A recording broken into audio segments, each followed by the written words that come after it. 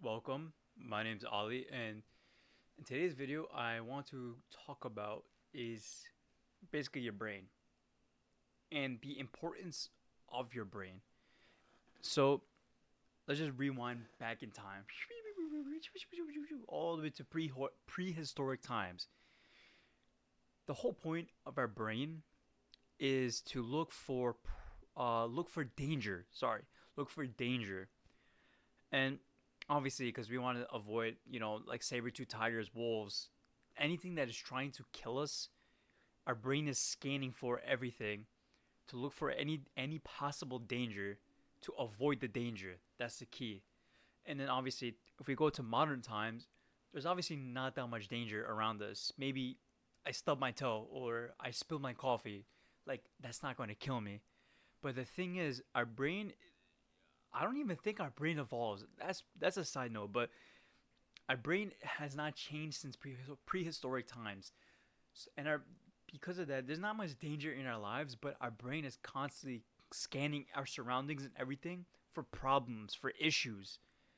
And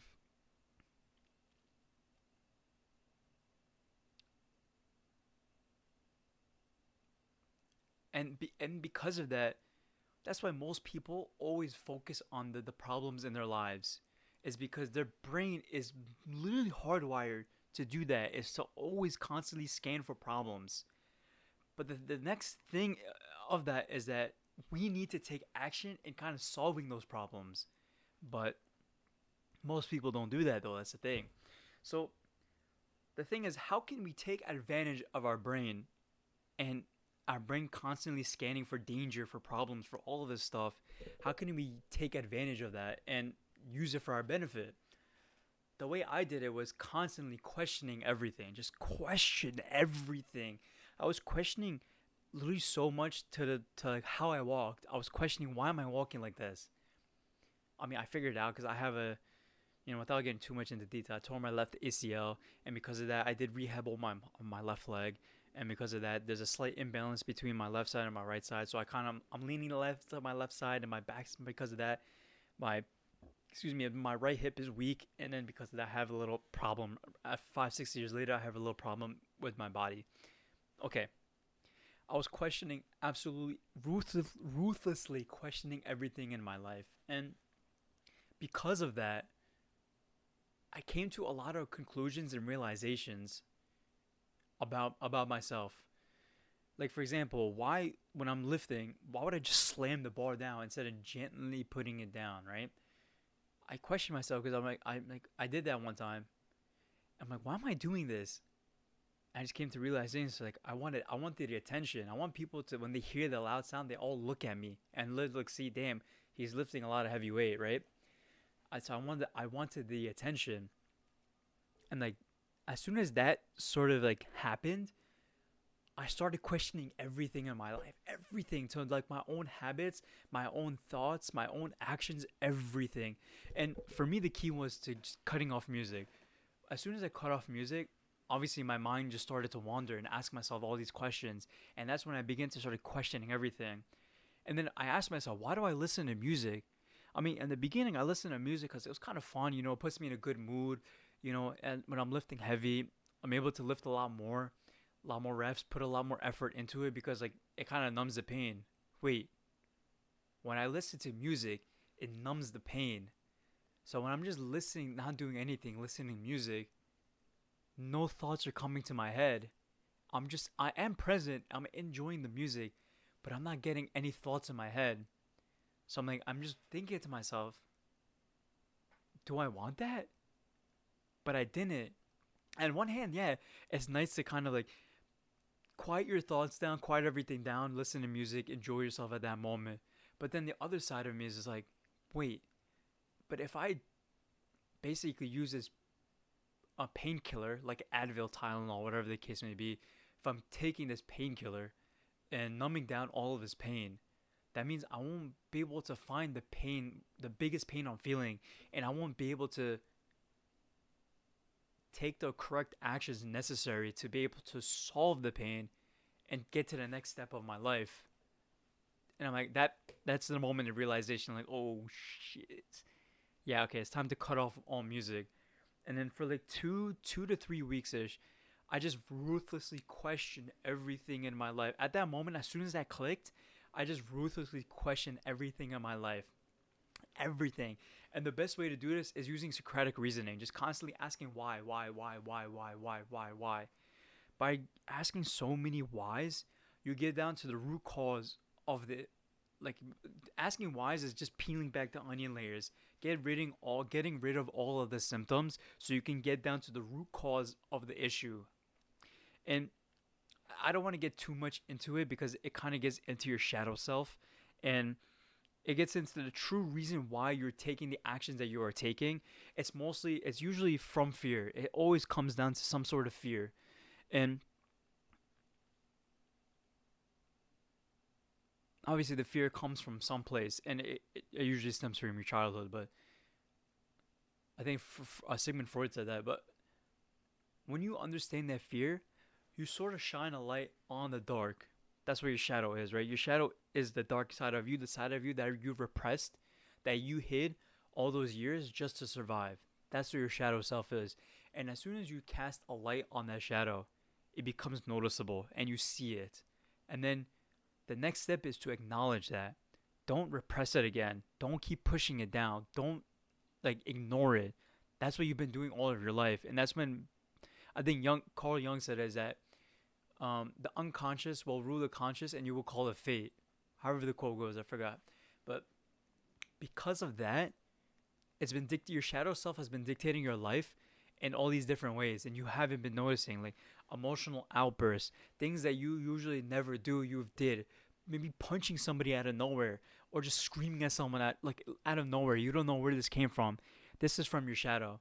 This is kind of I was trying to talk about problems, but it kind of comes back to the root cause of yourself, who you are, right? And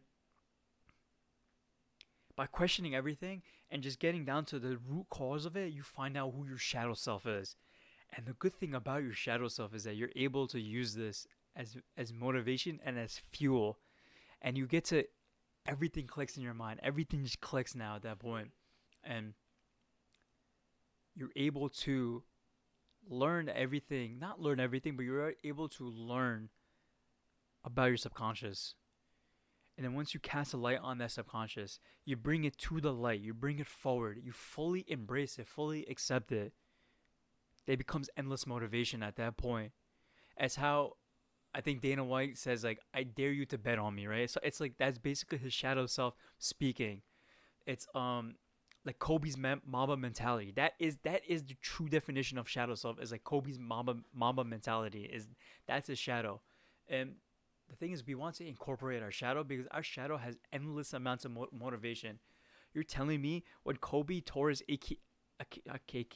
Achilles, when Kobe tore his Achilles tendon, he came back. He still shot the free throws. Still kept playing, and then he got off. You're telling me that like when I forgot who it was. That one player like threw the basketball in his face, but Kobe didn't flinch. That's Mamba mentality. That is that pure like dark energy right there. And honestly, I Kobe's probably my favorite basketball players of all time because of his Mamba mentality. And that's the thing, right? We want to since our brain is constantly looking. Oh, okay, that was not the original point of this video, but that's like a very good tangent I wanted to talk about is learning about your shadow. Okay, now let's get back to the main point. The main point of this video is since your brain is constantly looking for problems, we can use that to our advantage. For example, right now, a problem I'm facing right now is when I'm cold calling a lot of these business owners, a lot of these like, even just gatekeepers and such, a lot of these people are hanging up, rejecting me, right? Telling me all these different things. So now my brain sees it as a problem. And then because of that, it's scanning for solutions. I think it's called your RAS, your reticulating activating system.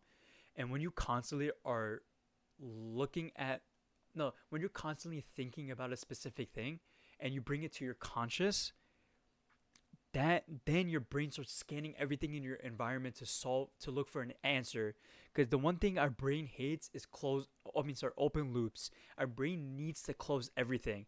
Have you ever, like, that's literally what shows do. They shows end on to be continued. They end on a high note to get you to coming back week after week after week.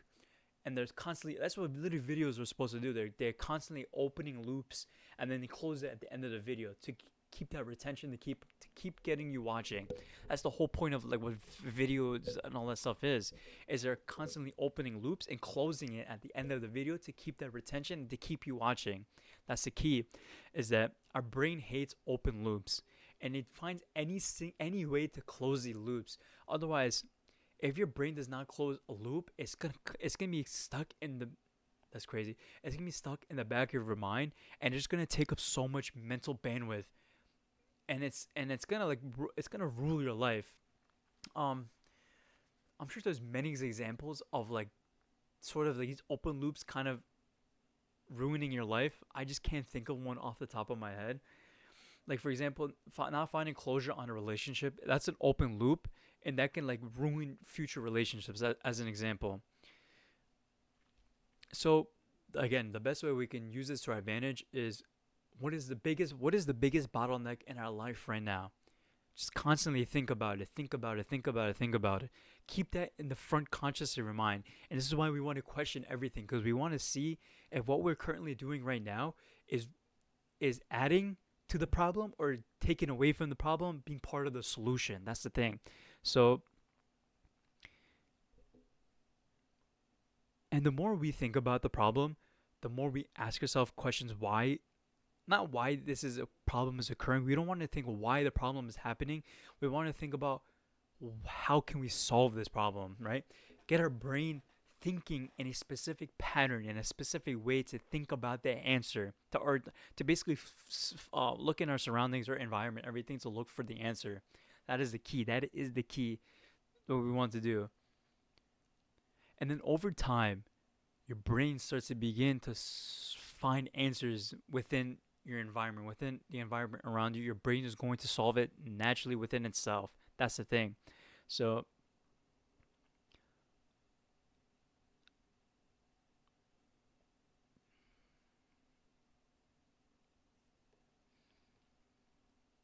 yeah, like over time, your brain is going to solve the problem itself, and then it's going to be brought forth from your subconscious to your conscious mind. Be like, oh, this is how we solve it, and then you just naturally go take that action because you want to close that loop. That's the thing. So,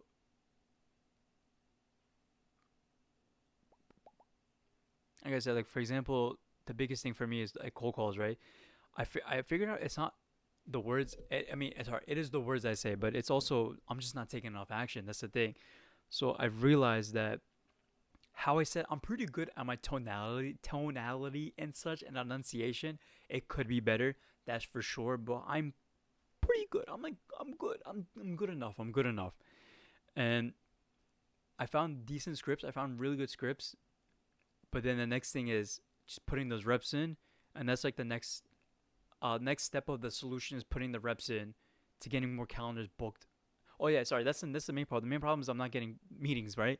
And so maybe it's tonality. I recorded myself. I listened to myself. I'm pretty decent at this tonality thing. Next, what do I say? In the beginning, the first couple scripts I used was kind of trash. It was garbage, but I found good scripts. I booked a couple meetings because of these decent scripts. And then the next thing is just putting more dials in. That's the next solution, is putting more dials in. Got step one, I got step two, now it's step three, just putting those dials in, putting those reps in. And because I just constantly kept asking myself, how can I get more meetings? What am I doing wrong? Like, what is going on? I just kept asking myself. It kept this problem forth, like in the front of my conscious brain. So constantly, my mind is constantly, or my brain is constantly scanning my environment and everything to look for the solution. That's basically our RAS activating, is that our brain is just constantly looking in our environment and within our area to look for the solution. And it, basically it always finds a solution. It always finds a solution. Whether or not it's the right or wrong solution, I'm not sure yet. I'm not at that level yet, but I just know that your brain and your mind is always looking for an answer for any problem in your life. And obviously, the next step is to take action to solving that problem. Otherwise, it's going to ruin your life. You're going to keep repressing it to your subconscious. It's going into your shadow, and then you're just going to ruin your life like that. Peace.